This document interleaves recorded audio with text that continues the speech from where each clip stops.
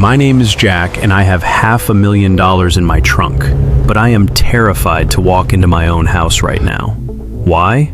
Because the woman waiting for me inside, the woman I call my wife, murdered my father. I am leaving, Arthur. The organization is taking the house in 3 days. We have absolutely nothing left. Just wait. Give me today. My dad left me the key to his storage unit in his will. Let me see what's inside first. This is the key, Sarah. Your dad died in a filthy trailer. He hasn't spoken to you in 10 years. He left you junk.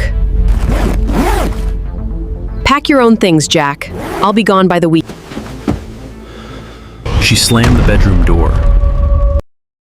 I walked out of the house with my car keys in my hand. I was completely broke, and my marriage was ending. I drove across town to the storage facility, hoping to find an old watch or some tools I could sell for quick cash. I unlocked the rusty door of Unit 42 and pulled it up. There was no junk inside, just 4 heavy, locked metal filing cabinets. I grabbed a crowbar from my trunk and forced the top drawer open. It was packed with thick folders. I pulled one out. Inside were glossy photographs, secret bank records, and hidden USB drives. My dad wasn't just a lonely old man. He was a professional blackmailer. He had dirt on the police chief, the town judge, and the wealthiest businessmen in the city. I pulled out a red folder. It had the town mayor's name printed on the tab. Inside was solid, undeniable proof that the mayor had been stealing millions of dollars from the city pension fund. I looked at the eviction notice folded in my pocket. I made a choice. I drove to a gas station, bought a prepaid burner phone, and dialed the private number listed in the file. Who is this? I am Arthur's son. I'm standing in his storage unit, holding a red folder with your name on it. I know everything. Listen to me very carefully, son. You don't know what you are doing. No, you listen. You are going to make this right. Drop it exactly where I told you to tonight. If you don't, the contents of this folder are going public. The line went dead. The mayor didn't even try to negotiate. 2 hours later, I parked my car behind the dark, empty diner. I walked over to the dumpster. A heavy black duffel bag was sitting right where I asked. I unzipped it. It was packed to the top with stacks of used $100 bills, $500,000. I had enough money to save my house, pay off my debts, and save my marriage. I drove straight back to the storage unit. I needed to hide the rest of the blackmail files safely before going home to show Sarah the cash. While I was pushing the heavy folders back into the cabinet, my hand hit something hard, pushed all the way to the back of the bottom drawer. It was a small metal lockbox. It didn't have a politician's name on it. It just said, Jack. I grabbed a screwdriver and pried the lock open. Inside, I found surveillance pictures of my wife, Sarah. She was sitting in a local coffee shop across from a man I recognized, a local criminal. Next to the photos was a stack of printed text messages. My hands started to shake as I read them. I stopped breathing. The doctors told me my dad's heart attack last month was natural causes. It wasn't.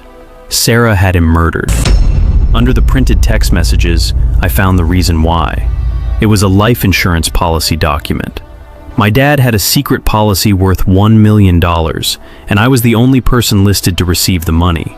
Sarah had found out about it. She didn't know about the storage unit or the blackmail files. She just wanted the massive insurance payout so she wouldn't have to live in poverty with me anymore. I am now sitting in my car, parked in my own driveway. The lights are on in the living room. I can see Sarah walking past the window. She is playing the role of the stressed wife, just waiting for the insurance check to clear so she can take the money. She thinks she committed the perfect crime. She doesn't know what I found in the bottom drawer. And she definitely doesn't know about the $500,000 sitting in the trunk of the car. I turned off the engine. I grabbed the folder with her text messages, stepped out of the car, and walked toward the front door. I unlocked the front door and pushed it open. Sarah was standing in the kitchen, zipping up a large suitcase. She didn't even look up at me. Did you find anything worth selling in the junk unit? I walked into the kitchen and threw the folder onto the granite island. I found exactly what I needed. Sarah, clearly annoyed. She walked over to the island and flipped open the folder. I watched her eyes scan the printed text messages and the surveillance photos. The color completely drained from her face. Her hands started to tremble, and she dropped the paper. Jack, where did you get this? From my dad. He wasn't just a broke old man in a trailer. He knew exactly what you did to him, Sarah. Sarah stepped back from the counter. Her stressed wife act completely disappeared. The panic faded, and she looked at me with cold, calculating eyes. So what now? Are you going to call the cops? Because if you do that, the insurance company will open a homicide investigation. They will freeze the policy. You won't get a single dime of that $1 million, and you will still lose this house to the bank. I actually smiled. It was the first time I had smiled in months. I'm not calling the police. I'm keeping the police far away from this house. Sarah looked confused for a second, but then a greedy smirk crept onto her face. You want the payout just as much as I do. See? I did us a favor. We split it right down the middle, we go our separate ways, and no one has to know. We both win. No, only I win. You take your bag and you leave right now. You don't ask for a single thing, and you disappear. Are you crazy? I'm not leaving without my cut. I earned that money. I tapped my finger hard on the folder.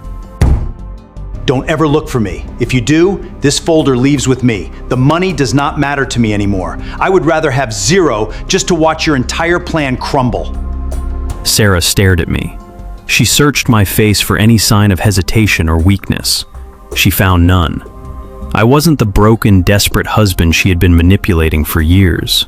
She slowly grabbed her purse, pulled the handle of her suitcase, and walked toward the front door. She stopped with her hand on the doorknob and looked back. You're exactly like your father. Goodbye, Sarah. The door clicked shut. I stood alone in the quiet kitchen. I walked over to the window and watched her taillights disappear down the dark street.